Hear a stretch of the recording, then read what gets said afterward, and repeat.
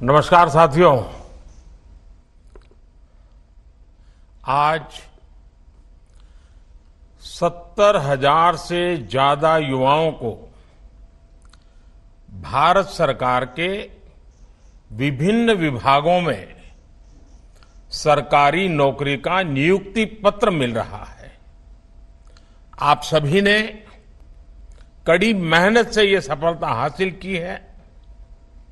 मैं आपको और आपके परिवार को बहुत बहुत बधाई और शुभकामनाएं देता हूं।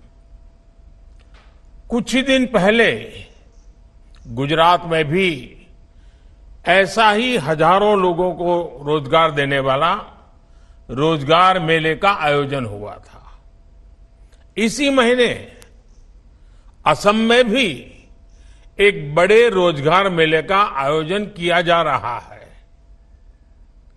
भारत सरकार और बीजेपी शासित राज्य सरकारों में इस तरह के रोजगार मेले युवाओं के प्रति हमारे कमिटमेंट को दर्शाते हैं। साथियों, बीते 9 वर्षों में भारत सरकार ने सरकारी भर्ती प्रक्रिया को ज्यादा तेज करने, ज्यादा पारदर्शी और निष्पक्ष बनाने को भी प्राथमिकता दी है। पहले स्टाफ सिलेक्शन बोर्ड भर्ती प्रक्रिया को पूरा करने में करीब करीब 15 से 18 महीने का वक्त लेता था, यानी करीब करीब 1.5 साल। आज ये प्रक्रिया 6 से 8 महीने में पूरी हो जाती है। पहले सरकारी नौकरी के लिए आवेदन करना ही बहुत मुश्किल होता था। एक एप्लीकेशन फॉर्म लेने के लिए घंटों लाइन में लगो रहो,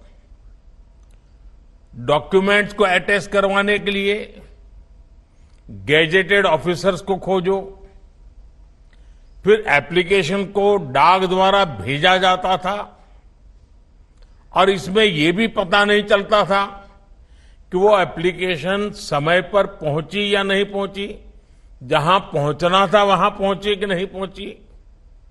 आज आवेदन करने से लेकर नतीजे आने तक की पूरी प्रक्रिया ऑनलाइन हो गई है। आज डॉक्यूमेंट को सेल्फ अटैच करना भी पर्याप्त होता है। ग्रुप सी और ग्रुप डी के पदों पर भर्ती के लिए इंटरव्यू भी खत्म हो गए हैं। इन सारे प्रयासों का सबसे बड़ा फायदा ये हुआ है कि भ्रष्टाचार या भाई भतीजावाद की संभावनाएं खत्म हो गई हैं। साथियों, आज का दिन एक और वजह से बहुत विशेष है। 9 साल पहले आज के ही दिन 16 मई को लोकसभा के चुनाव के नतीजे आए थे। तब पूरा देश उत्साह, उमंग और विश्वास से झूम उठा था। सबका साथ, सबका विकास के मंत्र के साथ कदम बढ़ाने वाला भारत आज विकसित भारत बनने के लिए प्रयास कर रहा है। जैसे 9 साल पहले 16 मई को लोकसभा के चुनाव के नतीजे आए थे, वैसे ही आज एक और भी महत्वपूर्ण दिन है। आज हमारे एक महत्वपूर्ण प्रांत, हिमालय की गोद में बसा हुआ सिक्किम प्रांत का भी स्थापना दिवस है। साथियों, इन 9 वर्षों के दौरान रोजगार की नई संभावनाओं को केंद्र में रख करके सरकार की नीतियां तैयार की गई। आधुनिक इंफ्रास्ट्रक्चर का निर्माण हो, ग्रामीण क्षेत्रों का विकास हो या फिर जीवन से जुड़ी सुविधाओं का विस्तार हो, भारत सरकार की हर योजना, हर नीति युवाओं के लिए रोजगार के नए अवसर बना रही है। साथियों, बीते 9 वर्षों में भारत सरकार ने कैपिटल एक्सपेंडिचर पर करीब करीब 34 लाख करोड़ रुपए खर्च किए हैं मूलभूत सुविधाओं के लिए। इस साल के बजट में भी कैपिटल एक्सपेंडिचर के लिए 10 लाख करोड़ रुपए तय किए गए हैं। इस राशि से देश में नए हाईवे बने हैं, नए एयरपोर्ट, नए रेल रूट, नए पुल,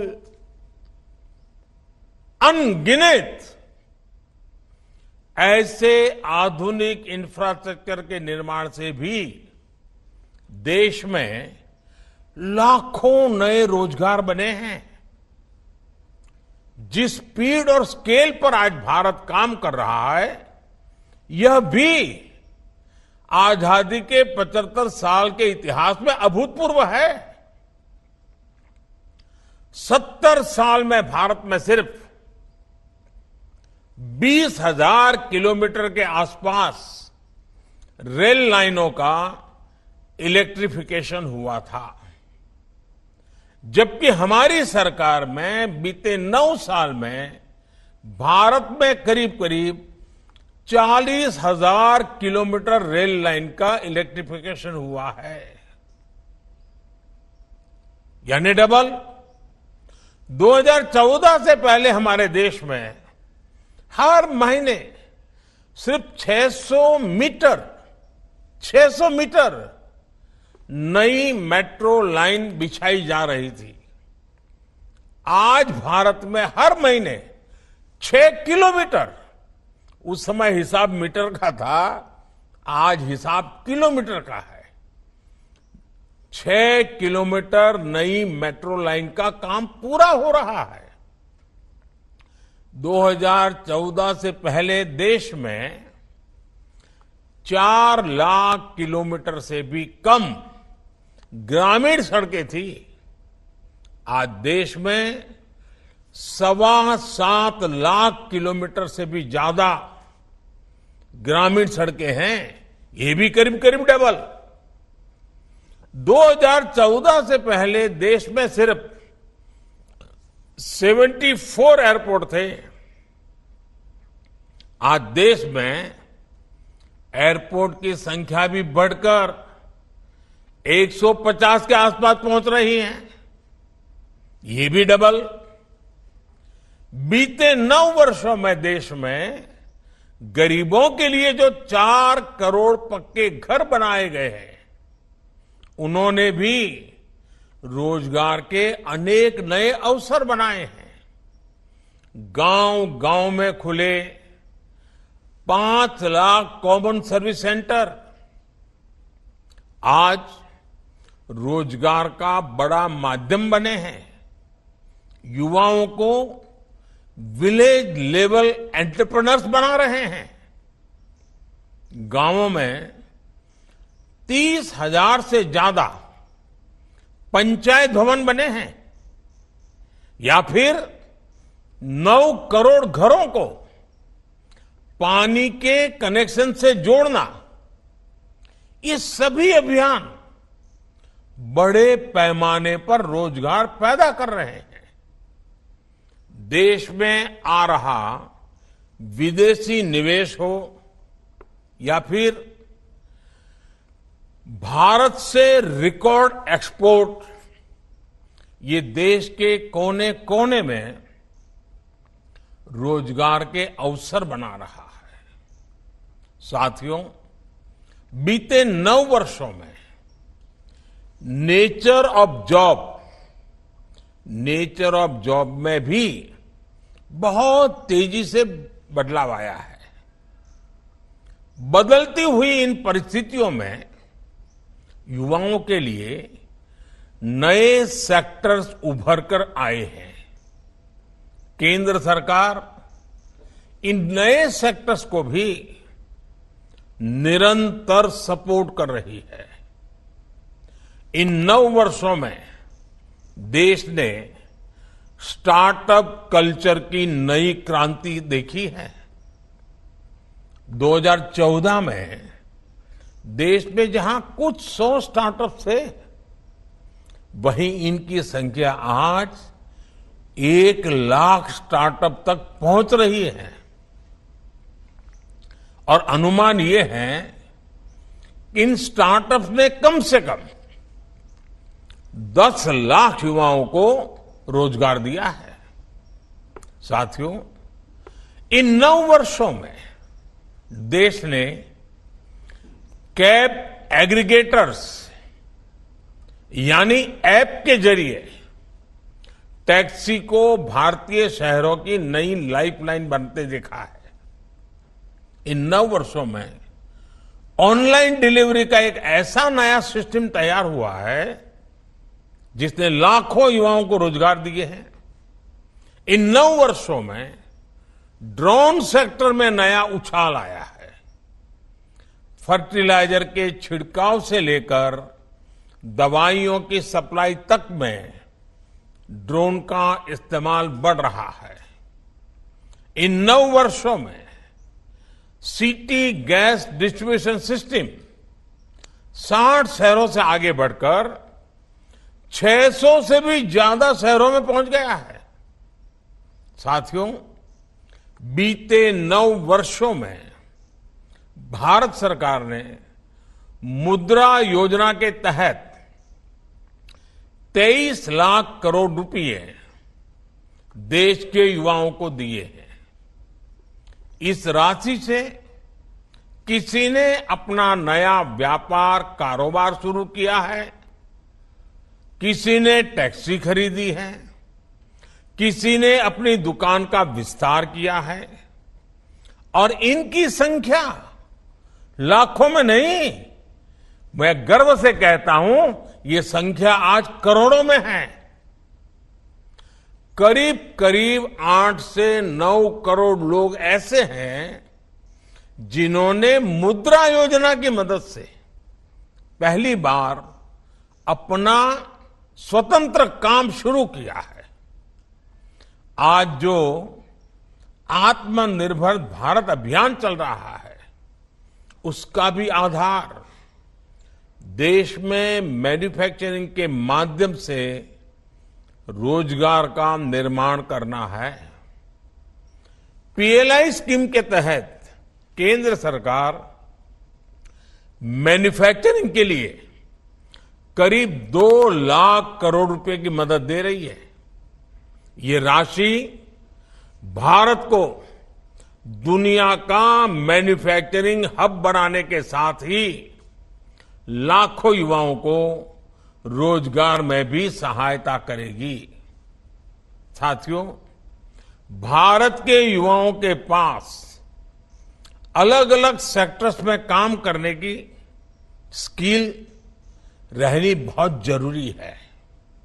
इसके लिए देश में उच्च शिक्षा संस्थानों, कौशल विकास संस्थानों का भी युद्ध स्तर पर निर्माण हो रहा है। साल 2014 से 2022 के बीच हर साल एक नया आईआईटी और एक नया आईआईएम तैयार हुआ है। पिछले 9 वर्षों में औसतन हर हफ्ते एक यूनिवर्सिटी और हर दिन एवरीडे 2 कॉलेज खोले गए हैं। हमारी सरकार आने से पहले देश में 720 के आसपास यूनिवर्सिटी थी। अब इनकी संख्या बढ़कर 1100 से ज्यादा हो गई है। 7 दशकों में देश में सिर्फ 7 एम्स तैयार किए गए थे। पिछले 9 वर्षों में हम 15 नए एम्स बनाने की तरफ बढ़े हैं। इनमें से कई अस्पतालों ने अपनी सेवाएं देनी भी शुरू कर दी है। 2014 तक पूरे देश में 400 से भी कम मेडिकल कॉलेज थे। आज इनकी संख्या लगभग 700 हो चुकी है। कॉलेज बढ़े तो स्वाभाविक तौर पर सीटों की संख्या भी बढ़ी है। युवाओं के लिए उच्च शिक्षा की पढ़ाई के अवसर बढ़े हैं। साल 2014 से पहले हमारे देश में एमबीबीएस और एमडी की सीटें सिर्फ 80,000 के आसपास ही होती थी। अब देश में एमबीबीएस और एमडी की सीटें बढ़कर 1,70,000 से भी ज्यादा हो गई हैं। साथियों, किसी काम के लिए कौशल का विकास करने में हमारी आईटीआईज ये भी महत्वपूर्ण भूमिका निभा रही है। बीते 9 वर्षों में देश में लगभग हर रोज एवरीडे एक नई आईटीआई का निर्माण किया गया है। आज देश की करीब 15,000 आईटीआईज में देश की नई जरूरतों के मुताबिक नए कोर्सेज शुरू किए जा रहे हैं। पीएम कौशल विकास योजना के तहत अब तक 1.25 करोड़ से ज्यादा युवाओं को स्किल ट्रेनिंग भी दी गई है। साथियों, सरकार के इन प्रयासों से कितने ही नए सेक्टर्स में रोजगार के नए अवसर बन रहे हैं। मैं आपको सिर्फ एक उदाहरण देना चाहता हूं, ईपीएफओ का। अगर हम वर्ष 2018-19 के बाद के ईपीएफओ के नेट पेरोल के आंकड़ों को ही देखें तो 4.5 करोड़ से ज्यादा लोगों को फॉर्मल जॉब मिली हैं। एम्प्लॉय प्रोविडेंट फंड ऑर्गेनाइजेशन का जो पेरोल डाटा है उसे साफ पता चलता है कि भारत में फॉर्मल जॉब में निरंतर वृद्धि हो रही है। फॉर्मल जॉब्स में इस वृद्धि के साथ ही देश में स्वरोजगार के मौके भी लगातार बढ़ रहे हैं। साथियों, बीते कुछ सप्ताह में जिस तरह की खबरें आई हैं वो भारत में इंडस्ट्री और इन्वेस्टमेंट को लेकर अभूतपूर्व पॉजिटिविटी को दिखाती है। कुछ दिन पहले ही मेरी मुलाकात वॉलमार्ट के सीईओ से हुई। उन्होंने विश्वास जताया कि उनकी कंपनी अगले 3-4 वर्षों में ही भारत में 80,000 करोड़ रुपए के सामान का एक्सपोर्ट करने लगेगी। हमारे जो युवा लॉजिस्टिक्स और सप्लाई चेन सेक्टर में काम करना चाहते हैं, ये इनके लिए बहुत बड़ी खबर है। सिस्को के सीईओ ने भी अपनी भारत यात्रा के दौरान मुझे बताया कि वो भारत में बने 8,000 करोड़ रुपए के प्रोडक्ट्स के एक्सपोर्ट का लक्ष्य लेकर चल रहे हैं। कुछ दिन पहले ही एप्पल के सीईओ भी भारत आए थे। भारत के उज्जवल भविष्य और खासकर मोबाइल मैन्युफैक्चरिंग को लेकर वो भी बहुत विश्वास से भरे हुए थे। दुनिया के मशहूर सेमीकंडक्टर कंपनी एनएक्सपी इसके टॉप एग्जीक्यूटिव भी हाल ही में मुझसे मिले हैं। वो भारत के सेमीकंडक्टर इकोसिस्टम के निर्माण और उसके सामर्थ्य को लेकर बहुत पॉजिटिव है। फॉक्सकॉन ने भी भारत में अनेक प्रोजेक्ट्स में हजारों करोड़ रुपए का निवेश शुरू कर दिया है। अगले एक सप्ताह में दुनिया की बड़ी कंपनियों के बहुत सारे सीईओ से फिर से एक बार मेरे मिलना होने वाला है। वे सभी भारत में निवेश के लिए जोश से भरे हुए हैं। ये सारी बातें, ये सारे प्रयास दर्शाते हैं कि भारत में अलग अलग सेक्टर्स में कितनी तेजी से रोजगार के नए अवसर बन रहे हैं। साथियों, देश में चल रहे विकास के इस महायज्ञ में इतने बड़े परिवर्तनों में अब आपकी सीधी भूमिका होगी। अगले 25 वर्षों में आपको अपने दायित्वों को पूरा करने के साथ साथ विकसित भारत के संकल्पों को भी साकार करना है। मेरा आप सबसे आग्रह है कि इस अवसर का भरपूर उपयोग करें। आज से आपके जीवन में सीखने का भी एक नया दौर शुरू हो रहा है। सरकार का बहुत जोर अपने कर्मचारियों के नए स्किल डेवलपमेंट पर भी है। इसी को ध्यान में रखते हुए ऑनलाइन लर्निंग प्लेटफॉर्म iGOT कर्मयोगी शुरू किया गया है। इस प्लेटफॉर्म पर कई तरह के कोर्सेज उपलब्ध हैं। आप उनका पूरा उपयोग करें। आपकी क्षमता जितनी बढ़ेगी इतना अपने कार्य पर सकारात्मक प्रभाव पड़ेगा और क्षमतावान लोगों के कारण कार्य पर जो सकारात्मक प्रभाव होता है उसका प्रभाव देश की सभी गतिविधियों में सकारात्मकता को गति देता है। आज इस महत्वपूर्ण अवसर पर आपके जीवन के एक बहुत महत्वपूर्ण पड़ाव पर मैं एक बार फिर आपको तो बधाई देता ही देता हूं, आपकी नई यात्रा के लिए शुभकामनाएं देता हूं। साथ साथ आपके परिजनों को भी, आपके परिवारजनों को भी, क्योंकि उन्होंने भी आपको बड़ी आशा, अपेक्षा और उमंग के साथ जीवन में आगे बढ़ने के लिए बहुत कुछ दिया है। आज उनको भी मैं अनेक अनेक शुभकामनाएं देता हूं। आपके उज्जवल भविष्य के लिए प्रार्थना करते हुए फिर एक बार बहुत बहुत धन्यवाद।